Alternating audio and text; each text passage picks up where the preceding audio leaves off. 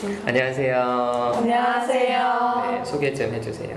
네, 저희는 천안의 복자 여자고등학교에 다니고 있는 2학년 친구들이고요.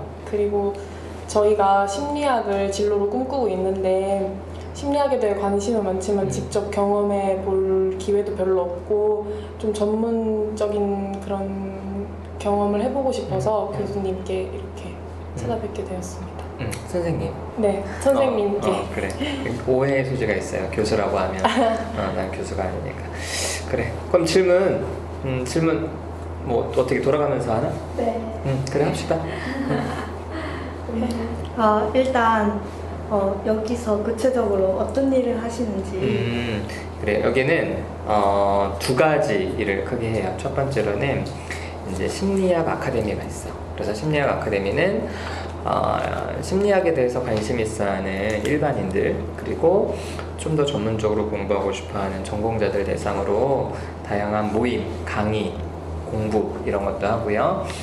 그리고 두 번째로는 이제 심리상담센터를 같이 해서 이렇게 개인 상담, 그리고 집단 상담 이렇게 해서 이제 상담은 이제 보통 제가 하지 않고 저희 센터에 같이 일하시는 선생님들, 상담 전공하시고 자격증 취득하신 선생님들이 그렇게 이제 상담을 하죠. 근데 저희 상담센터는 다른 곳이랑 좀 다르게 집단 상담이 되게 많아요. 그래서 다른 센터들은 보통 개인 상담 중심인데 이제 저희는 저희가 하는 집단 상담의 그러니까 이런 형태의 집단 상담은 아마 거의 전국에 찾아봐도 별로 없는, 그래서 매주마다 모이고, 오래된 집단은 지금 7년이 넘었어요. 그래서 계속 이제 사람들이 나가면 들어오는 식으로 계속 채워지는 그런 형태의 집단 상담을 저희 센터에서 하고 있죠. 두 번째 질문은 이 직업을 선택하실 때 반대는 없으셨는지, 있으셨다면 어떻게 극복을 하셨는지.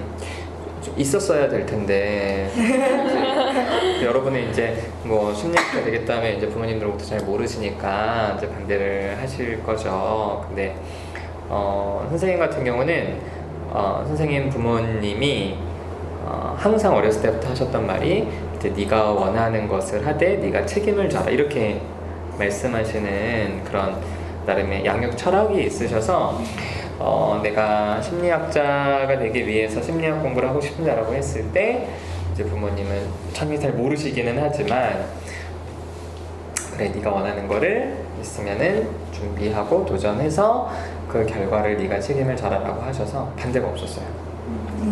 반대가 없었고 대신 이제 주변 친구들이나 그러니까 부모님 말고 다른 사람들이 그거 하면 뭐 하냐, 그게 뭐 할 만한 거냐 이런 걱정들은 되게 많이들 했죠. 근데 그런 반대를 하시나 부모님들이? 네. 그래요. 근데 이렇게 말씀드리면 돼요. 일단 심리학자라는 직업은 단일 직업군이 아니야. 예를 들어서 교사라고 하면은 그건 단일 직업군을 말하는 거잖아요. 근데 만약에 교육학자 혹은 경제학자 이런 학문을 공부하는 사람들을 통칭하는 말은 어떤 구체적인 직업을 염두에 두는 말은 아니잖아. 그러니까 경제학을 공부해서 어떤 사람은 경제학을 공부했지만 그 경제학을 활용해서 그냥 자기가 개인 사업을 할 수도 있는 거고, 또 어떤 사람은 경제학 연구소의 연구원으로 들어갈 수도 있는 거고, 또 어떤 사람은 경제학자가 돼서 개인이 경제학 관련 대중서를 쓰고 강의를 할 수도 있는 것처럼, 그래서 심리학자라는 직업도 어떤 사람은 기업에 들어가기도 하고요. 또 심리학 학부 때 전공한 사람들은 전문 상담교사, 학교에 위클래스가 있나? 네. 거기 선생님 계셔? 상주? 네. 상주 하시는? 금요일만 오시는 분이지? 네. 이제 그래 거긴 그렇구나. 아무튼 그분이 전문 상담교사실 거야 아마. 어쩌면 그냥 계약직으로 전문 상담 교사가 아니로 그냥 상담사를 계약을 해서 할 수도 있는데 이제 그렇게. 근데 뭐 이건 이제 지역마다 다르긴 한데 어떤 학교는 이제 완전히 상주를 해. 그러니까 그 분도 결국에는 심리학을 공부해서 전문 상담 교사 교직을 이수해서 교사가 될 수도 있고, 그리고 공무원이 될 수도 있어 심리학자가 돼서. 그래서 경찰 쪽이나 검찰 쪽, 그리고 법무부에 들어가서 그래서 심리학자라는 직업을 이렇게 이제 부모님들 모르니까 그런데 너희들이 나중에 그게 바뀌더라도 좀 이렇게 해서 나는 뭐 엄마 심리학 공부를 해서 나는 교사가 될 거다. 혹은 심리학 공부를 해서 나는 경찰이 될 거다. 심리학 공부를 해서 나는 기업에 들어가서 상담사가 될 거다.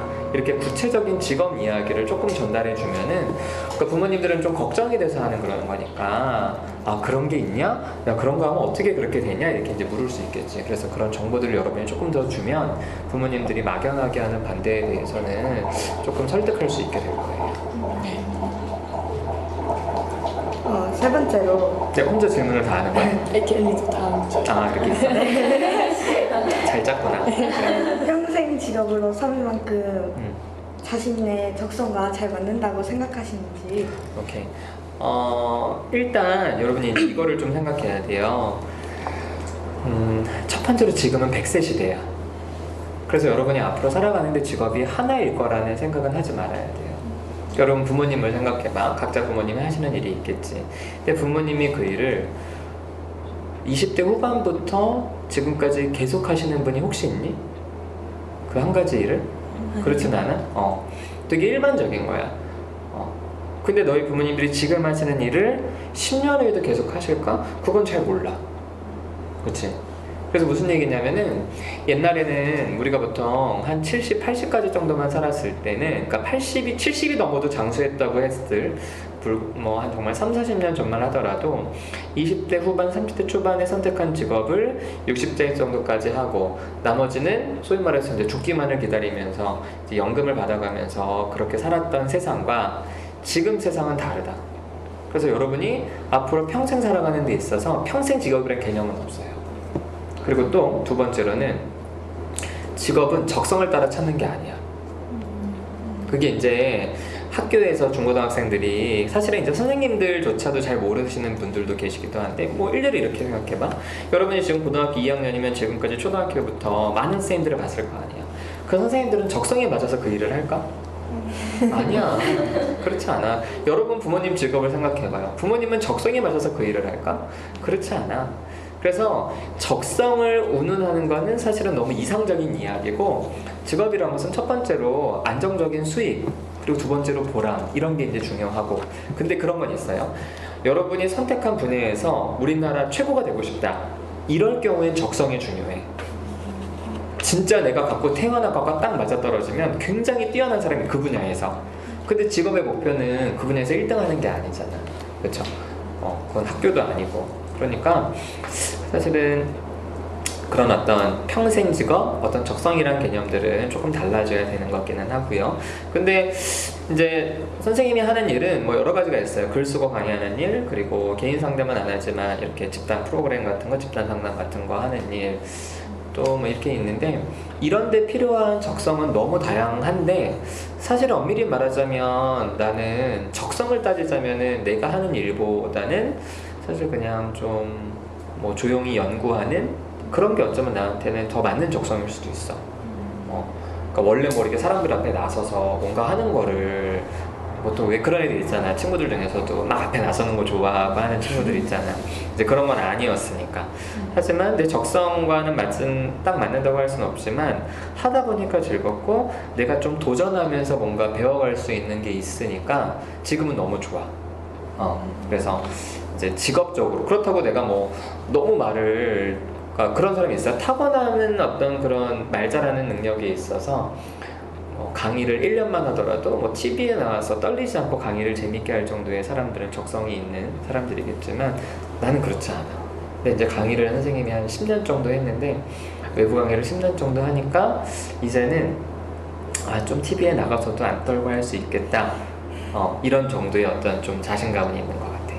그래서 적성이 좀 부족하면 직업적으로는 충분히 노력하면 극복할 수 있는 부분이 있는 것 같아요. 제가 네 번째 질문을 드리려고 하는데 선생님께서 생각하시는 심리학의 정의는 무엇인지. 심리학은 인간의 마음과 행동을 생리적, 사회적, 심리적으로 그리고 과학적으로 연구하는 학문. 이거는 뭐 내가 생각하는 게 아니라 심리학자들이 갖고 있는 많은 사람들이 공유하고 있는. 그래서 가장 중요한 거는 인간의 마음과 행동을 과학적으로 연구하는 학문이 심리학입니다.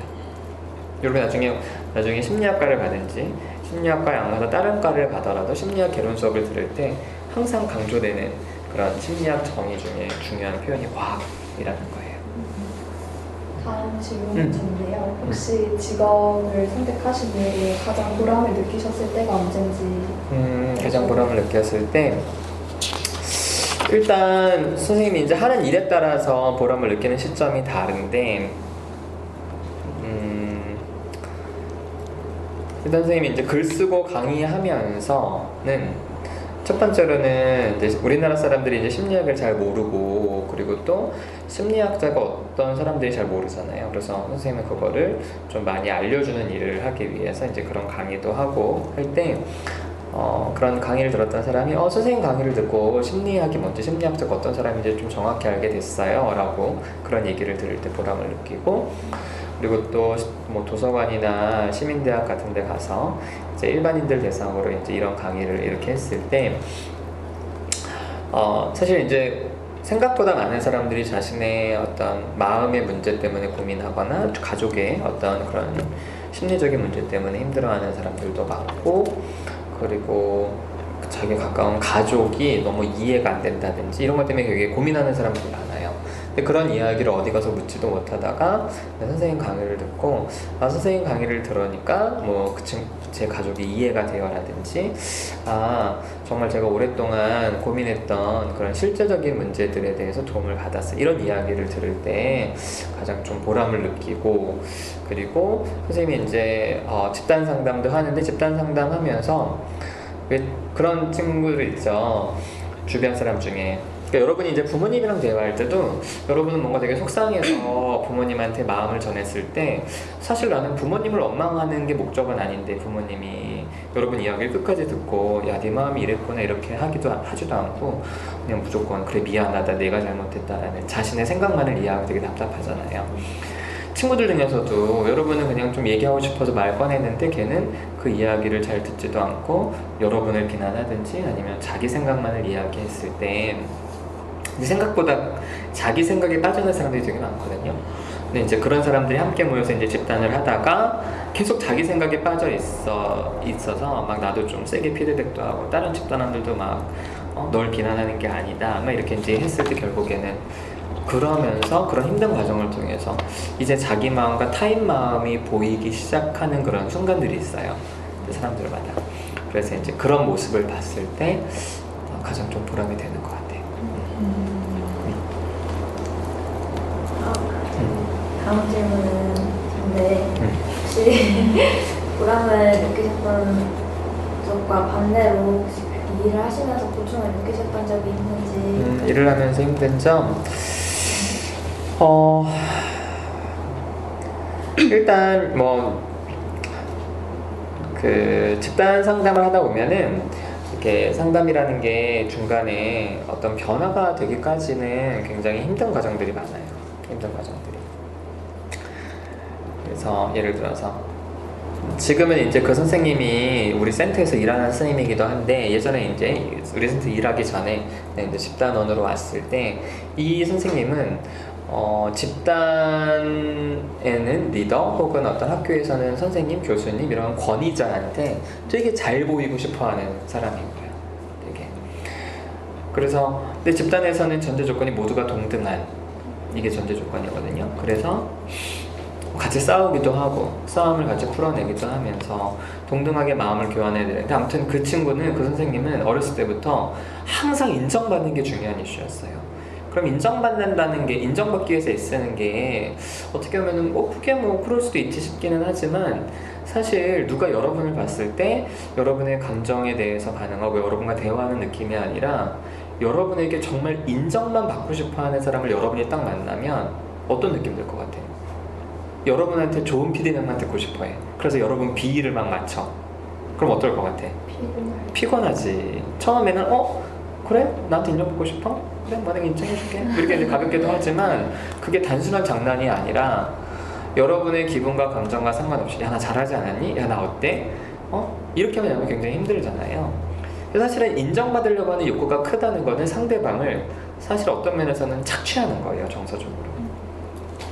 근데 막말로 내가 뭐 대학교 교수라거나 그렇다면 내가 학점이라도 잘 줄 수 있는데 뭐 기껏 해봤자 내가 집단 리더인데 내가 인정해 줄 게 없거든. 뭔가 줄 것도 없는데. 그래서 그 친구한테 굉장히 압박을 많이 했어요. 막 화도 내고 뭐 흔히 말해서 좀 뭐 욕도 하고, 당연히 뭐 쌍욕은 아니지만 너 그렇게 살면 안 된다. 너 그거 되게 나쁜 거다. 왜 나를 이용해 먹냐? 근데 이 친구가 처음에 이해를 못 하더라고. 그러면서 막 너무 힘들어하고. 근데 나는 그래서 이 친구가 나한테 좀 화를 내기를 바랬어요. 왜냐면 인정받고 싶어하는 사람한테 사람들이 여기는 화를 잘 못 내잖아. 그런데 진짜 관계는 그런 어떤 내가 드러내기 싫은 감정까지 드러내면서 이게 이제 만들어지는 건데, 근데 결국에 그 선생님은 한 6개월 동안 나한테 욕을 먹다가 결국에는 감정을 터뜨려서 나한테 막 화내고 뭐 욕도 하고 막. 그러니까 오히려 나는 이 친구가 나한테 인정받는 거를 이제 포기하는구나. 그러면서 이 친구랑 저랑 굉장히 편해졌어요. 그래서 이제 결국에는 그 선생님이 이쪽 공부하는 선생님이어서 상담사가 돼서 저희 센터에서 일하기도 하는데, 이렇게 아름답게 결과적으로 끝나는 경우도 있지만 자신이 평생 가져왔던 신념, 인정받고 싶어 한다는 그 신념을 포기하는 건 절대 쉽지 않아. 그러니까 이런 과정에서 힘들다가 나가는 사람들이 있어요. 그러면서 뭐 소위 말해서 뭐 여기는 이상하다, 이상한 곳이다, 왜 이렇게 사람한테 이렇게 분노를 표현하려고 하냐부터 시작해서 막 그렇게. 그러면 이제 사실은 치료 어떤 변화 과정 중에 겪는 건데, 이제 그런 것들에 대해서 이제 하다가 나가서 이제 뭘 하겠어. 그렇게 그 사람 입장에서는 상처를 받은 거지. 그럼 나가서 뭘 하겠어. 그렇지, 소문하고 욕을 내는 거야. 이제 그런 이야기들을 들을 때 가장 많이 속상해요. 사실은 그런 맥락은 아니고, 네가 잘못했으니까 네가 나쁜 사람이라고 단정 짓는 게 목적이 아니라, 내가 만약에 걔를 푸시했다면 사실은 반응을 기대하는 거예요. 같이 욕하기를, 소위 말해서. 왜냐하면은 이 친구는 인정받고 싶어하는 사람한테 늘 맞춰주느라고 되게 힘든 인생을 살았던 사람이거든. 그럼 얼마나 피곤해, 어디를 가든지. 근데 그거를 깨기 위한 작업을 하는데, 이제 그런 과정에서 중간에 나간 사람들이 뭐 상처받았다 뭐 이런 얘기를 하거나, 아니면 직접적으로 뭐 내 욕이나 아니면 다른 선생님한테 집단했던 사람들은 다른 선생님에 대해서 안 좋은 이야기를 할 때 가장 많이 좀 봐요. 저희가 상담사를 꿈꾸는 친구들이 많은데 상담할 때 많은 주의할 점이 필요하잖아요. 그중 가장 주의할 점이 무엇인지. 정말 여러분이, 그러니까 일단은 심리학에 되게 여러 분야가 있어요. 그런데 여러분이 상담을 하고 싶은지 아니면 심리학에서 다른 분야를 하고 싶은지에 대해서는 좀 열어놨으면 좋겠어. 왜냐하면은 상담이란 거는 우리가 보통 생각했을 때 아픈 사람을 좀 위로해주고 치유해준다 이런 정도의 개념을 갖잖아요. 근데 여러분이 학교에서 뭐 위클래스에 있는 그런 선생님이나 혹은 대학교 상담센터의 뭐 상담사나 혹은 대기업 상담실에 어쨌든 그런 상담사로 일한다면 그냥 여러분이 생각하는 것과 되게 비슷하게 많이 그냥 진행이 될 수 있어요. 무슨 얘기냐면은 자기가 돈을 내지 않는 세팅에서는 사실 사람들이 평균적으로 큰 기대를 하진 않아. 그런데 개업을 해서 내가 돈을 받고 상담하겠다라고 했을 때는 그 내담자들, 상담을 받으러 온 내담자들의 기대가 굉장히 높아요. 그리고 그 사람들이 갖고 있는 심리적인 어려움은 여러분이 그동안 경험하지 못했던 그런 고통들이 되게 많아. 그래서 사실은 상담사가 된다는 거는요, 남의 삶에 개입한다는 거예요. 그러면 생각해봐. 돈을 내고 상담을 어떤 사람들이 받으러 올 것 같아? 그냥 좀 우울하다고 오진 않아. 그치? 진짜 여러분이 어디서 보도 듣도 못한 그런 고통을 가지고 있는 사람들, 그래서 여러분이 정말 상상도 못한 아픔을 갖고 있는 사람들이 되게 많아요. 그러니까 요즘 뭐 계속 뭐 부산, 강릉 뭐 여중생들끼리 이제 그런 일 있으면 우리는 되게 깜짝 놀라죠. 근데 선생님은 상담을 하면서 그런 사건은 전혀 놀랍지도 않아. 그런 건 너무 많아. 친구끼리 그런 거는 너무도 많고, 가정 안에서도 그래서 여러분이 되게 무력감을 느낄 때가 많을 거예요. 내가 이 사람한테 뭘 줄 수 있을까? 그리고 이 사람이 정말 무기력하고 아무것도 못 선생님 저 좀 도와주세요라고 하는데 내가 진짜 도움을 줄 수 있을까? 결국에는 분노가 많은데 분노를 표현하지 못해서 마음에 병이 난 사람들을 도우려면요, 나한테 분노하라고, 나한테 분노하게끔 상담자한테 나를 내어놓는 거예요. 그럼 이 사람이 선생님만 상담하러 와 선생님한테 쉽게 분노하겠어? 분노 안 하지. 그럼 역설적으로 이 친구가 분노할 수 있도록 좀 계속 압박을 해야 돼요. 그래서 어떻게 보면 상담자는 화바지야. 화바지. 그리고 내담자들은요, 자신들이 겪었던 고통을 상담자한테 똑같이 느끼게 해. 그래서 생각보다 상담을 하러 왔다가 많이 떠나요. 우리나라에서 상담을 한다는 게 사회적인 어떤 명예가 있는 것도 아니고, 그리고 아직까지 우리나라 사람들은 특별히 무형의 서비스에 대해서 돈을 지불하는 거를 어려워하기 때문에 돈을 많이 버는 것도 아니고, 그래서 지금부터 너무 나는 상담 쪽이 하라고 결정하지 말고 여러분이 사람 마음에 관심이 있으면 좀 다 열어놓고 공부를 하면 좋겠고, 그리고 심리학과에 가거나 심리학 복수를 전공해서라도 상담을 하고 싶다는 생각이 들면은 선생님 먼저 추천을 하는 게 일단 직장 생활을 좀 해보면 좋겠다라는 생각이 들어요.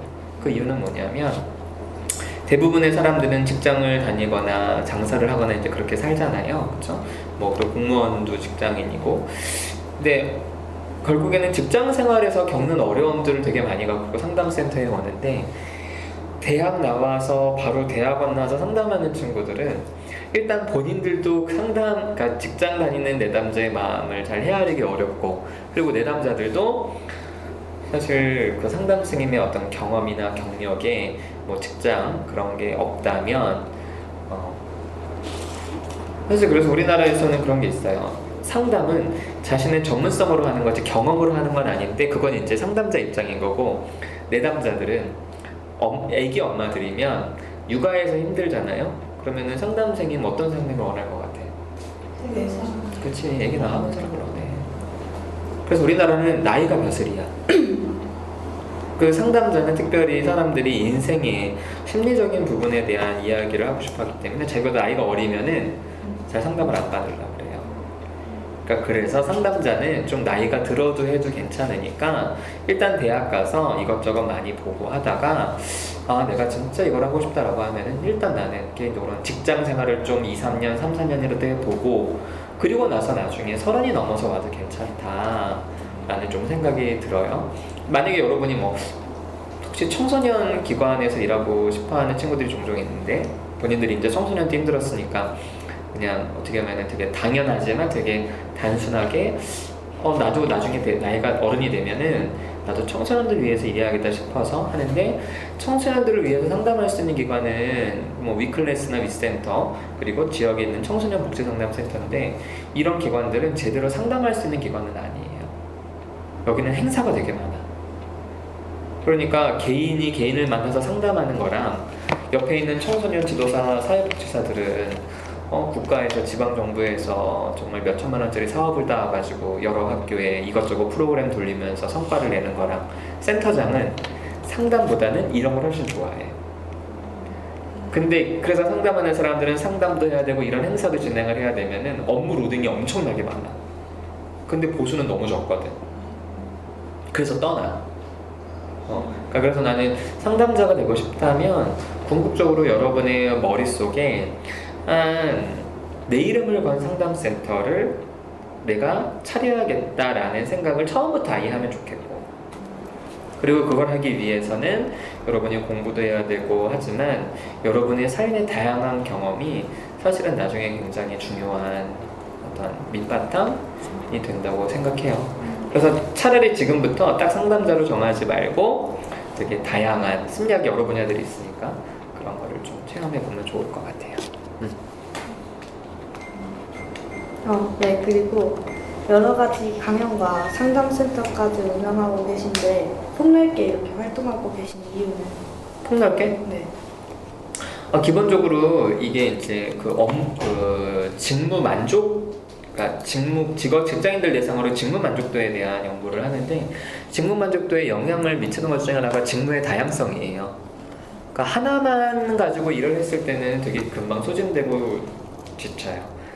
그래서 기회가 이제 주어지니까 하는 것도 있고, 그리고 오히려 그런 내가 할 수 있는 활동들을 넓혀놓는 게 좋은 것 같아. 그래서 저는 우리 센터 일하는 선생님들한테도 계속 뭐 일단 블로그를 해라. 이제 블로그를 해야 책 쓸 기회도 주어지고, 책을 쓰면 강의할 기회도 주어지니까 다양한 사람들을 만나서 다양한 활동들을 할 수 있는 거는 되게 추천이에요.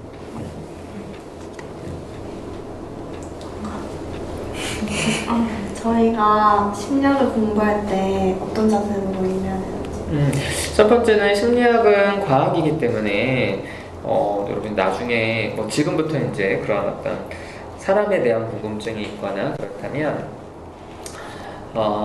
직관적인 어떤 이런 것보다는 실제 객관적인 그리고 증거 중심적인 이런 게 매우 필요해요. 예를 들어서 뭐 혈액형이다 뭐 그러면 사실 그거에 대한 근거는 없거든. 근데 맞는 것처럼 보이잖아요. 이렇게 쉽게 말해서 증거보다는 이 직감을 따라가고 느낌을 따라가는 사람들은 나중에 실제로 심리학과 가서도 이 공부 흐름을 잘 못 따라가요. 그래서 심리학은 되게 많은 사람들이 인문학적인 학문이라고 생각하지만 그렇지 않아요. 자연과학이 훨씬 가까워요. 그래서 논리가 되게 중요해요. 수학도 중요하고 생물학도 중요하고 통계도 공부해야 되고 뇌과학도 공부해야 되기 때문에 그래서 지금부터 논리적인 접근 그리고 과학적인 접근 이런 자세가 매우 필요해요.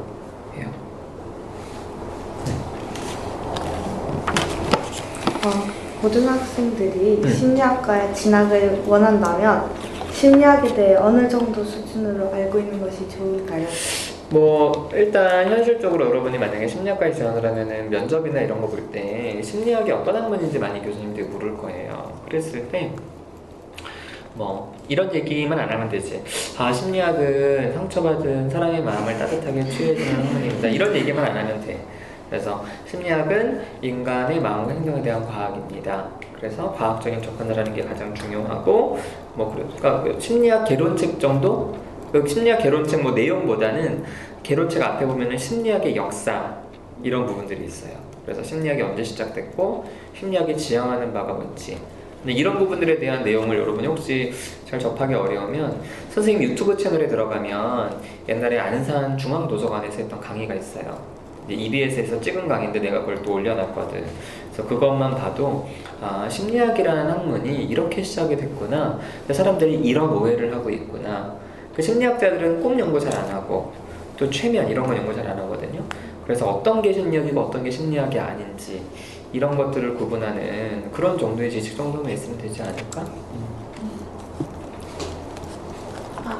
다음은 전데요. 아직 심리학에 관심만 가지고 있는 사람들이 굉장히 많은 것 같은데 그런 사람들을 위해서 조언해 주실 게 있으시다면? 그런 사람들을 위해서? 네. 심리학에 관심을 가지고 어떤 관심일까? 그 관심은 학문적인? 아니면 재밌을 것 같아요. 흥미로울 것 같다?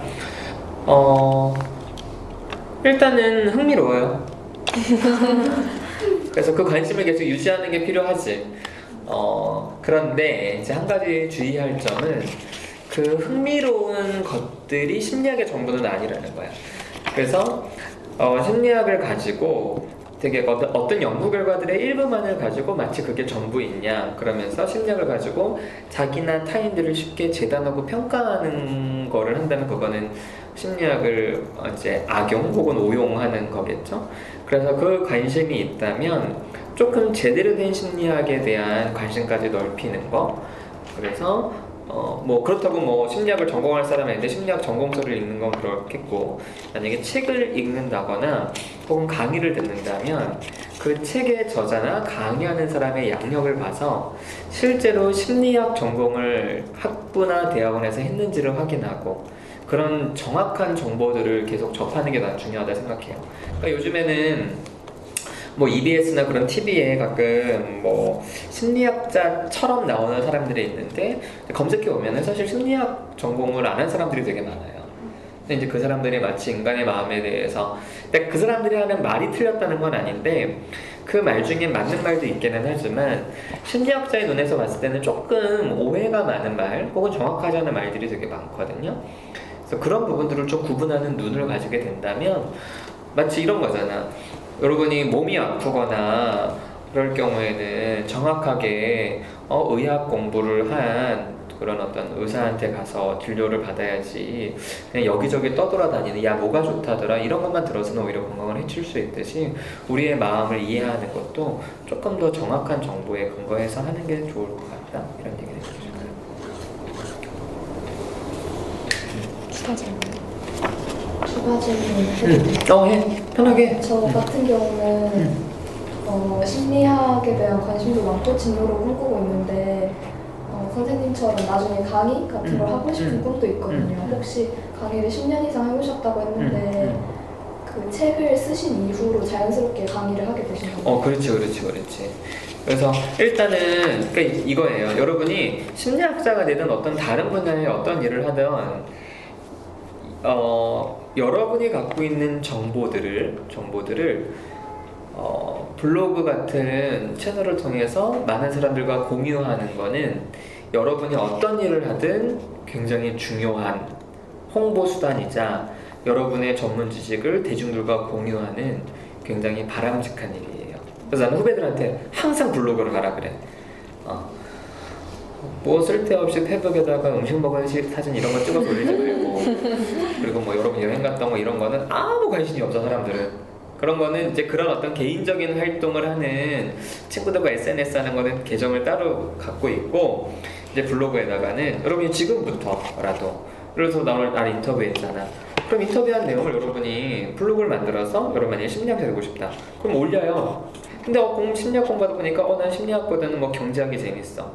그러면은 고등학교 수준에서 혹은 대학생 수준에서 이렇게 얻을 수 있는 그런 정보들 나름의 어떤 그런 분석들 이런 것들을 꾸준하게 만들어 올리면 나중에 그게 데이터가 쌓이면 첫 번째로는 이 분야에 대해서 관심 있는 사람이 여러분의 블로그를 보고 이제 질문을 할 수 있어요. 그럼 여러분 입장에서 그러니까 여러분 입장에 되게 당연한 정보인데 그 사람한테는 굉장히 잘 모르는 궁금한 전공자가 아니면은 잘 얻을 수 없는 정보일 수 있잖아요. 그럼 이제 도움을 얻는 사람들이 생기지. 그리고 그런 것들이 더 많이 알려지게 되면 당연히 출판사에 들어가요. 그러니까 물론 그렇게 책을 쓴다고 우리가 쓰는 책은 문학책은 아니잖아. 근데 요즘에 결국엔 책이라는 거는 뭐 옛날 전통적인 그런 문학책도 있지만 전문가들이 대중들을 향해서 어떤 교육, 정보 나눔의 책도 있고 또 여러분이 서점에서 가장 많이 사는 책이 뭐니? 문제집이잖아. 이제 문제집도 있고 근데 그래서 우리가 이제 어떤 분야의 전문가가 되는 과정에서 꼭 필요한 책은 이 두 번째인 거예요. 자신의 전문 지식을 대중들과 나누는 거. 이제 그러다 보면은 당연히 강의가 들어와요. 그래서 후배들한테는 항상 이 얘기를 하거든요. 블로그를 해라. 그런데 뭐 이제 후배들 입장에서는 쓸 내용이 없다는 거야. 쓸 내용. 쓸 내용 뭐 당연히 자기가 뭐 대단한 글을 쓰는 것도 아닌데 그래서 저는 옛날에 영화를 보고 그러니까 이제 학부 다닐 때, 대학 다닐 때 심리학 공부한 입장에서 그 영화에 좀 하고 싶은 내용들이 하나씩 있더라고. 그러니까 지금 보면은 벌써 10수년 전에 썼던 거니까 창피해. 지금 보면 너무 좀 어설프기도 하고 이제 그런데 사실 그런 과정들이 있었기 때문에 지금 이런 일들을 하는 것 같아요. 그 상담을 하시면서 내담자들의 화바지가 되는 경우가 많다고 하셨잖아요. 그런 경우에는 선생님께서는 따로 어떻게 스트레스를 해소하시는지. 스트레스를 받는다는 전제는 내가 화만 받고 끝난다고 생각하는 게 스트레스를 받잖아요. 나도 화내. 그럼 같이 싸워. 같이 싸우지. 만약에 생각해봐. 여러분이 상담받으러 왔는데 상담자가 그냥 그래 화내. 그래서 여러분이 엄청 화를 냈는데 상담자가 그래 다음 주에 보자. 그러면 마음이 어떨 것 같아? 불편하지. 나 때문에 힘들지 않을까? 선생님들 막 화내는 거 여러분한테 막 야 어떻게 네가 나한테 그래 막 해. 그리고 나서 막 화만 내고 여러분을 눌러버리라는 게 아니라 상담자도 화도 내는데 화내다가 너 지금 마음이 어떠냐? 나한테 화내니까 어떻고 내 마음 들으니까 어떠냐? 라고 물으면서 정확하게 소통하면은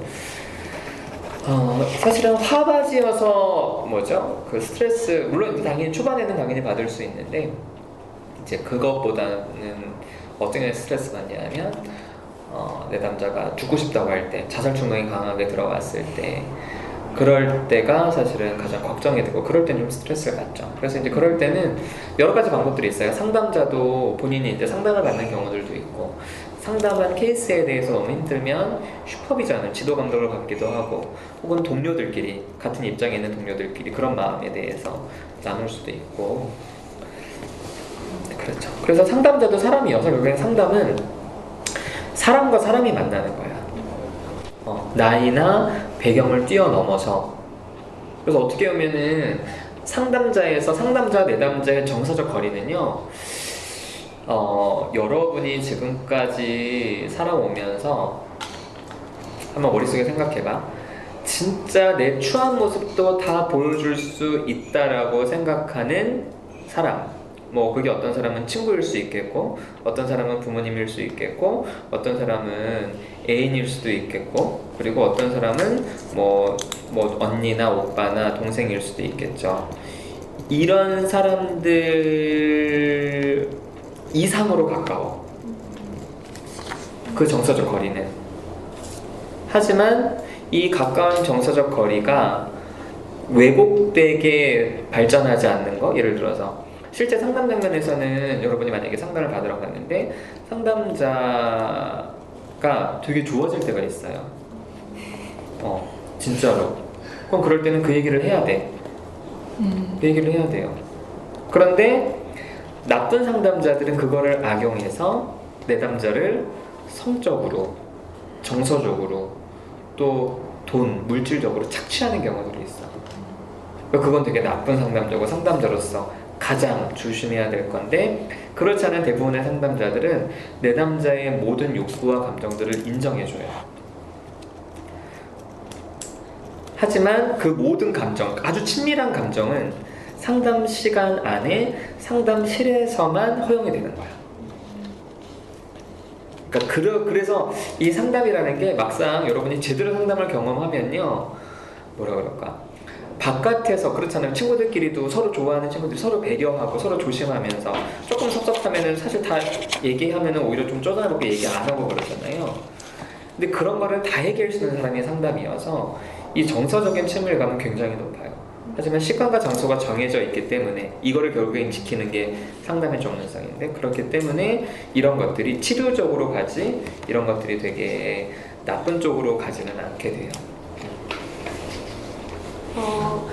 아까 말씀하셨을 때 다른 센터에 비해서 집단 상담을 좀 많이 하신다고 했는데 개인 상담 말고 좀 주로 집단 상담을 많이 하시는 이유가 뭔지.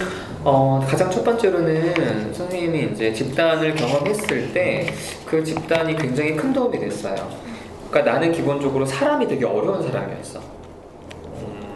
그래서 지금은 내가 이렇게 글도 쓰고 강의도 하고 또 전혀 모르는 우리 친구들 이렇게 만나서 이렇게 얘기를 하는 게 여러분한테는 뭐 저 선생님은 원래부터 저렇겠지라고 생각할 수 있긴 하겠지만 나한테는 굉장히 옛날과 비교하면은 진짜 굉장히 놀라는 큰 변화예요. 근데 이렇게 내가 사람에 대한 두려움을 극복하기 시작했던 계기가 이제 대학 때 했던 집단 상담이었어. 근데 그 집단은 책을 보니까 그게 이제 미국 사람이 쓴 책이었는데 미국에는 23년 된 집단이 있다 이렇게 나오는 거예요.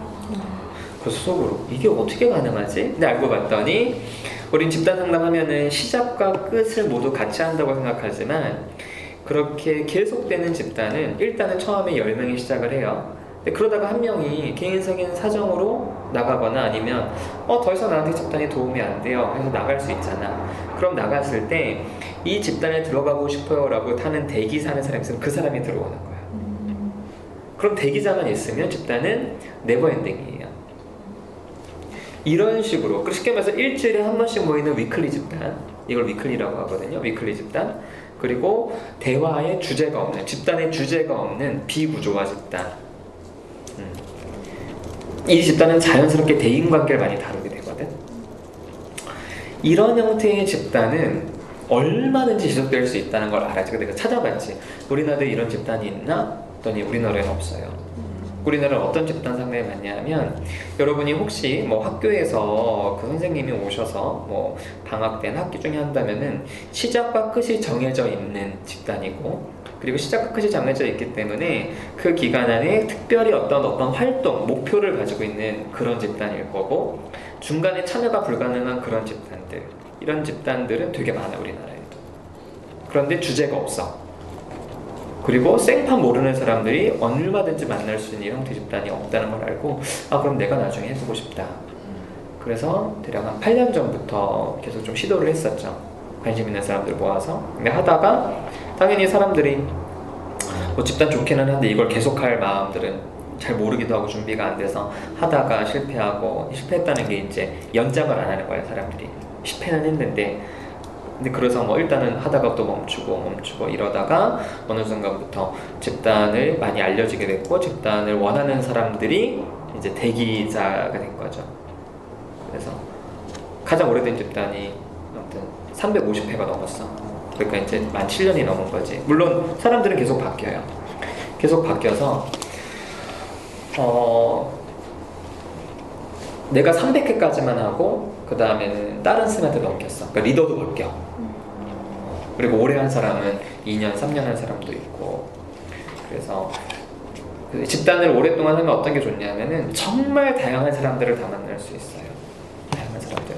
여러분도 아마 학교에서 친구들이 다양하다고 하더라도 나랑 스타일 맞는 친구하고는 잘 안 놀게 되잖아. 그렇죠? 그러다 보니까 어떤 문제가 생기냐면은 직장에 갔을 때 혹은 우리가 사회생활 할 때는요, 나랑 스타일이 달라도 같이 일을 해야 되는데 그것 때문에 스트레스를 받는 거야. 근데 집단에 들어오면은 여기 있는 사람들이랑 같이 일하는 것도 아니고 같이 사는 것도 아니잖아. 그러니까 직장에서는 불만이어도 막 화를 낼 수가 없다고. 왜냐면 일을 해야 되는데 그 사람이 내 윗사람이면 나한테 일을 더 맡길 수도 있고. 그렇죠? 근데 집단에서는 서로 이해관계가 없는 사람들이 다양한 사람들이 모여서 하니까 딱 집단 앉았으면 10명. 그러니까 여기가 지금 다 집단 세팅이에요. 여기랑 저 옆에 방이랑. 그럼 10명 앉아있으면 호감 갖는 사람도 있고, 첫눈에 저 사람은 나랑 안 맞는 게 보이는 사람도 있고, 그리고 나랑 죽이 잘 맞는 사람도 있고, 저 사람 말할 때마다 지겨운 사람도 있고, 또 나이대가 다양하거든요. 엄마 같은 사람도 있고, 아빠 같은 사람도 있고, 우리 언니 같은 사람도 있고. 그래서 집단에서 누구든지 소통할 수 있고 갈등을 할 수 있고, 또 심리학자이기 때문에 갈등을 제대로 풀 수 있는 연습을 하다 보면은 이 집단 상담에서 했던 경험들이 결국에는 자기 집에 돌아가서 아빠랑 대화를 내가 끌어갈 수 있게 되는 거야. 아빠가 헛소리하면 옛날에 또 시작이다, 됐어, 말 안 해 이랬는데 집단에서는 심리학자에서 훈련을 시키거든요. 그러니까 아빠 마음도 물어봐가면서 아빠 이런 얘기할 때 아빠 난 지금 그 얘기하는 게 아니라 좀 조용히 하라고, 들으라고 하면서 내 이야기도 정확히 전달하는. 그래서 이런 것들 경험한 사람들이 집단을 오래 하죠. 그래서 갈등도 많고 갈등을 해결하는 것도 많고 해서, 그래서 우리 집단이 사실은 거의 내가 전국에 거의 없어요. 그래서 어떤 분은 지방에서 와요. 일주일에 한 번씩. 그래서 뭐 춘천, 원주, 그리고 어떤 분은 전라도에서 와. 일주일에 한 번씩. 그러니까 KTSB가 더 들지. 더 들고. 근데 사람들이 이제 집단에 왔다가 되게 좀 충격받거든요. 왜냐하면 전혀 모르는 사람들이 너무 솔직하게 하니까 되게 충격되는 거야. 그리고 내가 싫은 모습에 대해서도 사람들이 솔직하게 얘기하니까 그것도 너무 좀 어떻게 보면 좀 상처가 될 수도 있잖아요. 사람들이 이제 그런 오해들이 좀 있고, 도대체 얘가 뭐 하는 거냐, 왜 이렇게 솔직하냐, 이게 도대체 무슨 도움이 되냐, 이런 의심들을 되게 많이 하거든요. 그래서 어떻게 하면 집단 상담을 좀 사람들한테 알려줄까 하다가 이제 한 1년 좀 더 됐네. 1년 전부터 집단을 공개해요. 한 집단을. 토요일 날 오전에 아침 9시부터 11시까지. 그래서 유튜브에 올려. 여러분 유튜브 채널 들어가서 루다심으로 치면은 공개 집단 상담이 나와. 그럼 360도 카메라를 놓고 가운데 찍기 때문에 화면을 돌려가면은 사람들 얼굴이 다 보여. 그게 지금 50 몇 개가 올라가 있어. 다음 나중에 한번 그런 거 봐봐요. 그런 거 보면은 물론 그게 모든 상담의 가장 대표는 아니겠지만 상담이 이런 거일 수 있겠구나. 되게 좀 실제로 간접적으로도 경험할 수 있는. 너희들 와도 돼. 얼굴 공개 괜찮으면. 아침 9시. 기차 타고 오면 1시간이면 올 텐데, 천안에서. 그래. 또 질문? 없어? 없어? 제가 그 마지막으로 방학 전에 개학하기 전에 강연을 들었던 게 선생님께서 경계선 성격 장애에 대한 상담하시는 얘기 해주시면서 저도 상담사를 꿈꾸는 사람으로서 그 얘기가 되게 많이 와닿았고 선생님이 느끼시는 고충 같은 게 되게 공감이 많이 됐는데 그분하고 아직도 상담하고 계시는 건지 아직도 해요. 아직도. 이 친구들은 잘 모르거든요. 저 혼자만 강연을 들은 거라서 되게 인상 깊었어요. 저는 그게 가장 인상 깊었던 것 같아요. 그래. 뭐 해주라고? 감사하죠. 그래. 무슨 뭐 어떻게 얘기를 해야 되나? 뭐 어렸을 적부터 거의 정서적으로 학대당하고 되게 부모님이 늘 이 친구를 좀 저주하고 버리려고 하고 너 때문에 내 인생이 망가졌다, 죽어버리겠다, 뭐 되게 그런 어떤 이야기를 많이 오랫동안 듣고 자랐어요. 그래서 이 친구는 늘 사람들이 자기를 떠날 거라고 생각하고 실제로 이 친구의 대인관계 능력이 현저히 떨어지기 때문에 많은 사람들이 이 친구를 정말 많이 이용해 먹기도 하고 많이 착취하기도 하고 애인들, 남자들도 많이 소위 말해서 내가 봤을 때는 그 사람들이 나쁜 사람들이고 얘는 정말 피해자였을 뿐인데 얘 입장에서는 반복적으로 사람들이 자기를 싫어하니까 자기한테 문제가 있다고 생각한 그런 친구예요. 그래서 이 친구가 상담받으러 왔는데 상담받으러 온 이유는 아빠가 바람을 피우는데 엄마가 그런 거예요. 너 때문에 아빠가 바람 피니까 아빠를 집으로 돌려놔라. 그러니까 이제 그리고 딸이 이제 올 거야. 그럼 이제 궁금하지. 왜 무슨 소리일까? 아빠가 바람을 피우는데 그게 딸 책임이야. 근데 이제 이 엄마의 논리는 그거예요. 이제 외동딸인데 엄마가 그랬던 거예요. 이 아빠는 되게 아들을 갖고 싶어하는 사람이야. 근데 그게 딸이었던 거야. 첫째가. 또 나면 되잖아. 근데 이 엄마는 이 출산에 대한 고통과 불안이 너무너무 싫어서 아빠 몰래 계속 피임기구를 끼고 있었어요. 그러니까 남편은 이제 모르는 거지. 그러니까 이제 임신이 안 되니까 엄마는 원망하는 거죠. 네가 아들이었으면 니네 아빠가 나를 사랑했을 텐데. 그 이야기 어떻게 보면은 되게 딱 들었어요. 여러분 좀 이상하다, 그건 좀 너무한 이런 생각이 들잖아요. 근데 실제로 그런 경우들이 되게 많아요. 그래서 이 친구는 자기 존재 자체에 대한 거부감 어렸을 때 반복적으로 느껴서 그거를 보상하기 위해서 엄마 아빠가 원하는 것들을 하려고 굉장히 무진장 애를 썼지만 결국에는 그거를 어떻게 드릴 수 없지. 그게 공부 잘하는 걸로도 하려고 했지만 공부도 생각보다 잘하지 못했고 좋은 대학 가는 걸로 보상하려고 했지만 그러지도 못했고 엄마 아빠 원하는 직장 가는 걸로 보상할 땐 그것도 못했고 근데 결국에는 아빠가 또 바람피니까 엄마는 또 그 레파토리가 나온 거야. 너 때문이다. 네가 아들이었으면 아빠가 나를 사랑했을 텐데. 이 친구는 그게 진실이라고 믿었어요. 어렸을 때부터 반복적으로 들으니까 나 때문이구나. 그래서 선생님 어떻게 하면 우리 아빠 제자리로 돌려놓을 수 있어요? 그래서 내가 처음에 너무 당황스러운 거야. 니네 엄마가 심리학자를 찾아오면 그나마 방법은 있겠지만 딸은 어떻게 하는 게 없다. 그거는 부부의 문제고 부모들에게 있어서 자식은 나이가 몇 살이든 그때 그 친구가 20대 후반이었거든요.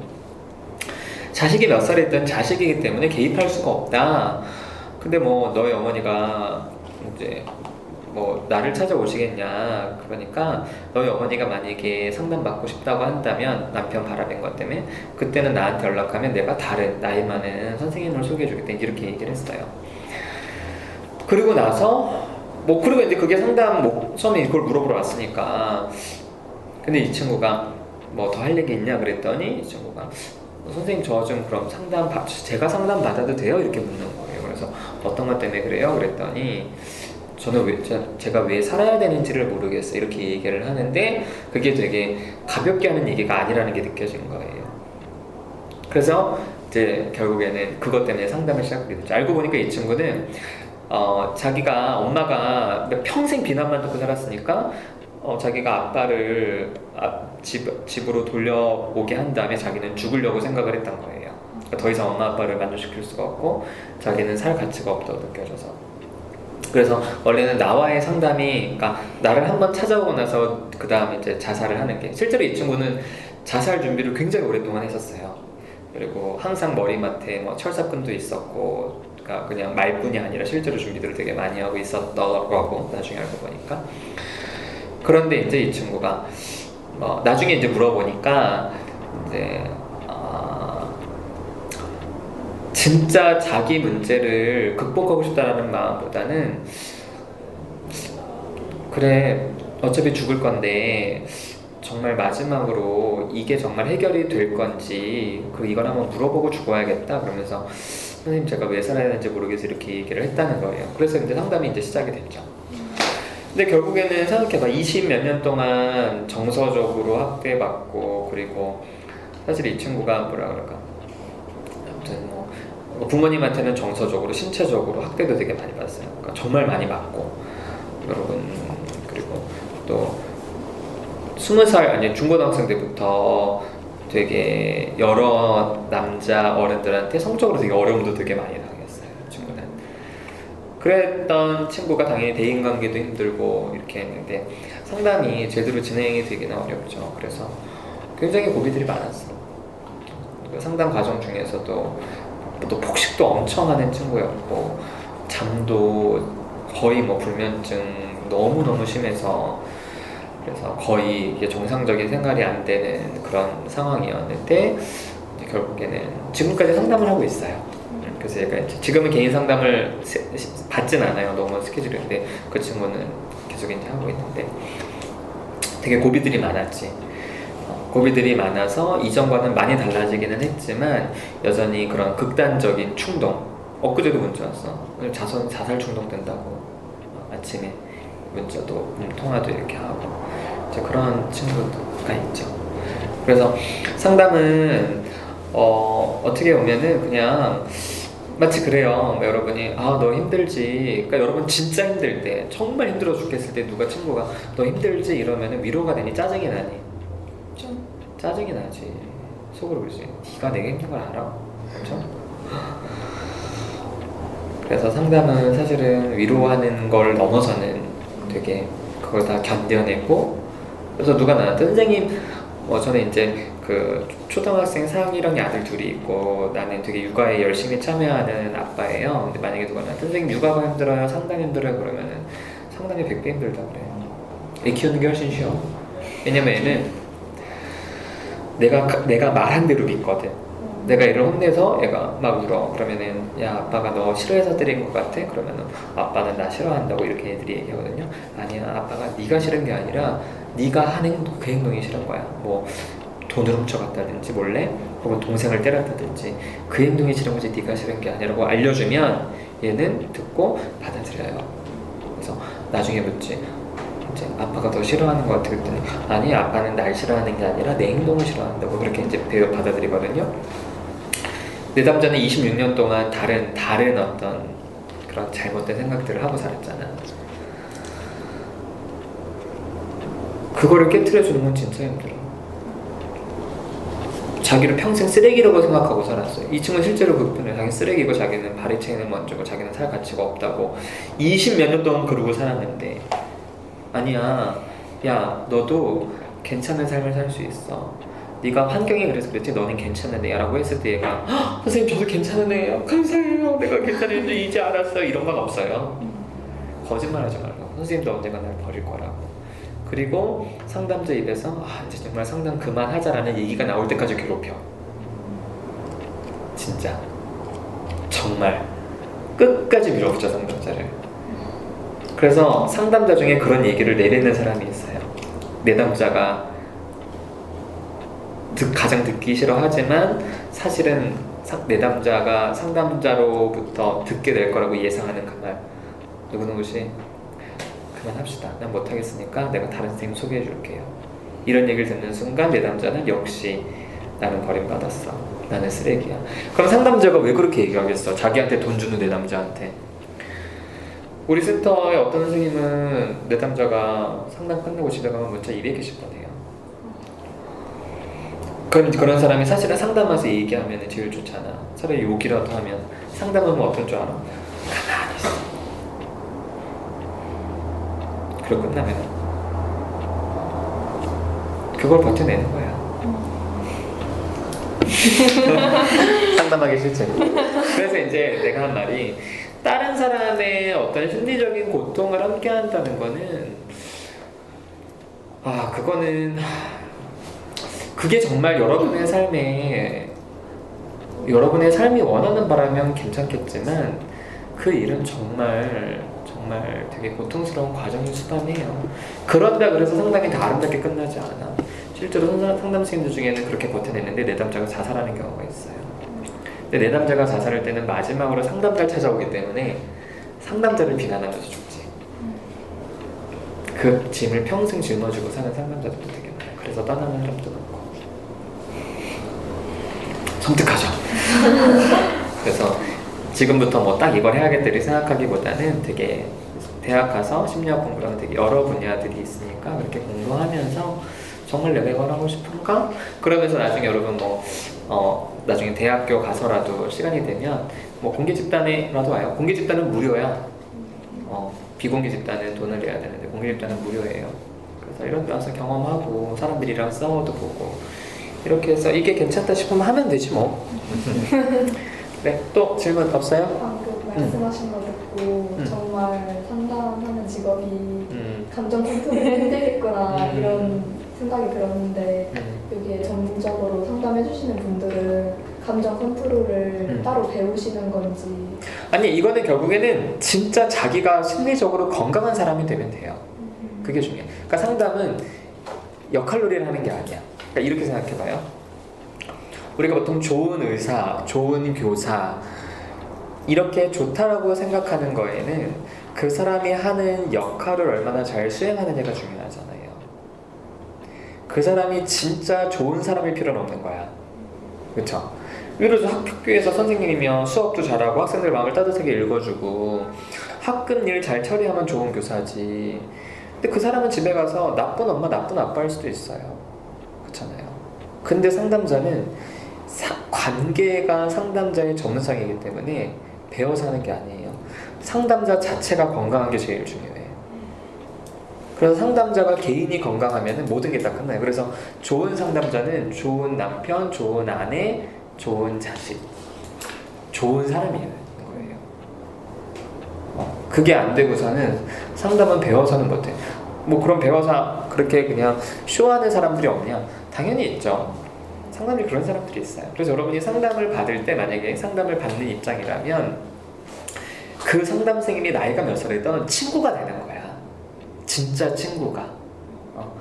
잘 보일 필요도 없고 선생님이 나를 잘 봐줄 필요도 없어요. 진짜 친구가 되는 거야. 애인처럼, 친구처럼. 대신 그 시간과 장소 안에서만. 그게 실제 상담이라서. 그러면 상담자의 본 모습이 드러나지. 여러분이 막 미친듯이 괴롭혔을 때 사람이 그 사람이 쇼를 하는 거라면은 진짜 본심을 드러내겠지. 본심이 뭔가 다른 게 있다면. 근데 진짜 두 사람이 좋은 사람이라면 여러분이 힘들게 만들 때 그 사람은 힘들어할 거예요. 하지만 자기가 힘들다고 내담자를 내치는 그런 사람은 분명히 있지.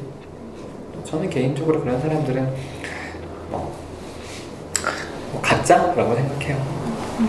그래서 그런 걸 배우는 건 그렇게 어떤 기술적으로 배우는 거는 아니다.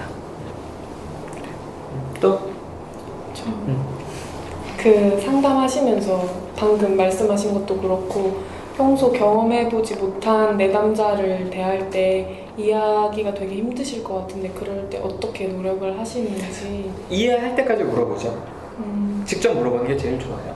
왜냐하면은 사람의 경험은 개인마다 다 달라. 근데 이 사람을 이해하기 위해서 딴 쪽에 물어볼 필요는 없어요. 만약에 그렇지, 부모님이 여러분을 잘 키우기 위해서 다른 데서 자꾸만 물어보면 얼마나 짜증나겠어. 그렇죠? 나한테 물어보지, 내가 원하는 거. 이런 것처럼 직접 물어보는 게 제일 좋아. 그래서 친구를 사귀는 거야. 근데 여러분이 그 친구를 이해하기 위해서 딴 쪽 가서 공부할 필요는 없어요. 그래서 그 친구한테 이해될 때까지 물어보고 하면 되지. 없어?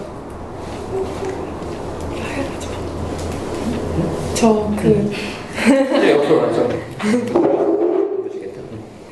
제가 처음에 도서관을 딱 갔는데 조선시대 왕들에 대해서 심리학적으로 강연을 하신다고 하는 게 주제 자체가 굉장히 흥미로웠거든요.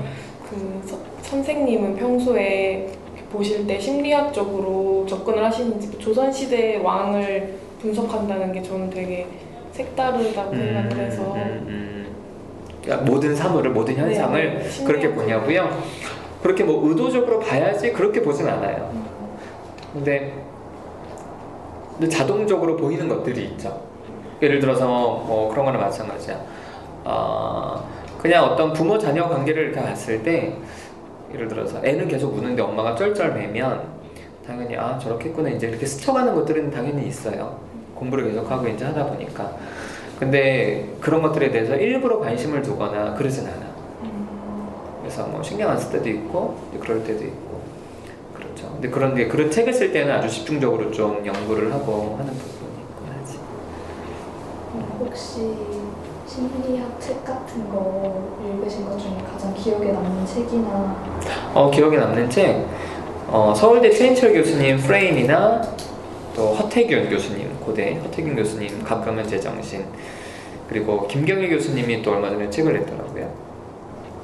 그래서 국내 심리학자들 그래서 허태균, 김경일, 최인철 그리고 서은국 연대 교수님인데 이런 심리학 교수님들이 쓴 책들은 다 좋아요. 진짜 그런 책들. 그래서 여러분 책을 읽을 때는 가능한 한 국내 저작권을 왜냐면 해외 저작권은 번역하는 과정에서 좀 이렇게 문장이 이해가 안 되는 게 많아요. 그래서 국내 저자들 거 그리고 이왕이면은 대학에서 심리학 교수로 있는 분들의 책을 읽는 게 아마 가장 좀 확실한 책 선택 기준이 될 거예요.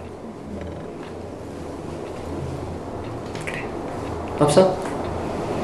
요새 좀 심리학 홍수다 싶을 정도로 많은 사람들이 심리학 관련해서 책을 내고 저도 많이 읽어봤지만 거의 약간 인간관계를 대할 때 이렇게 해라 상처받지 마라 약간 이런 쪽인데 혹시 거의 일본 책 아니에요? 그렇기도 하고 요새 워낙 약간 그냥 관계주의적으로 심리학을 이용해서 내가 상처받지 않는 법 이런 걸 많이 내시는 것 같던데 혹시 상처를 받지 않는 거에 대해서는 어떻게 생각을 하세요? 난 상처 받으라 그래요. 상처를 안 받으려고 하니까 관계들이 깨지는 거야. 근데 엄밀히 말하면은 상처는 그래요. 기분 나쁜 게 상처가 아니야. 그러니까 우리는 상처에 대해서 너무 단순하게 생각하는데 내가 내 할 말을 못할 때 그러니까 그런 거지. 만약에 내가 친구랑 싸워요. 근데 이제 주먹질을 하는데 걔가 나를 한 대 빡 때렸어. 그래서 나도 열받아서 걔를 한 대 팼어. 동등하게 맞고 팼어. 근데 이거에 대해서 마음에 상처가 되진 않아요. 내가 한 대 맞았는데 내가 못 때렸어. 이제 그게 내 마음에 상처가 되는 거잖아. 그래서 저는 그래요. 여러분이 어떤 관계에서든지 여러분이 할 말을 다 하면은 그건 상처가 안 돼. 그래서 나는 이제 사람들한테 뭐 상처받지 않으려고 그럼 사람들은 단순하게 상처받지 않기 위해서 되게 그 사람을 좀 이용하거나 조종하거나 관계를 좀 끊거든요. 그러지 말라고 그래요. 마주 앉아서 할 얘기 다 하는 거야. 여러분들 부모님이랑 마주 앉아서 할 얘기 다 해봐요. 아빠가 내 말을 알아듣든 못 들어듣든 내가 할 얘기 다 하는 거야. 그리고 아빠 얘기도 듣고 엄마 얘기도 듣고 친구 얘기도 하고 그러면은 괜찮아. 그래서 상처를 안 받으려고 하지 말고 둘이 마주 앉아서 끝까지 얘기하면 조금씩 해결의 실마리는 있을 거라고 생각해요. 감사 인사드리고 그래요. 끝? 더 있어? 할 거 있으면 그래. 이렇게 인터뷰를 해주셔서 감사드리고요. 네, 감사합니다. 끝? 그래요. 수고하셨어요. 감사합니다. 감사합니다.